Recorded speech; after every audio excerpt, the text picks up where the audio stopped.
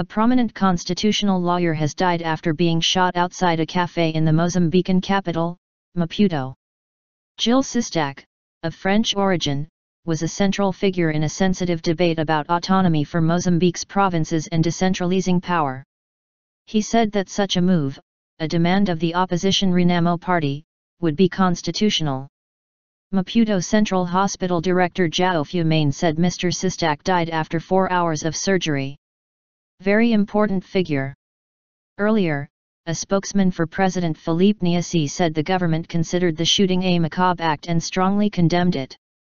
The law professor was a very important figure in Mozambique's society, and the Interior Ministry had been urged to find the gunmen and punish them, Antonio da Costa Gaspar told reporters. Mr Cistac was a naturalized Mozambican citizen of French origin who had lived and worked in the country since 1993, according to the state-run Mozambique News Agency, AIM. A professor of law at Mozambique's University of Eduardo Mondlane, he had worked over the years as an advisor to several government ministries. Over the last few years there have been fears of renewed conflict in Mozambique after Renamo, a former rebel group, withdrew from a 1992 peace deal that ended a 16-year civil war.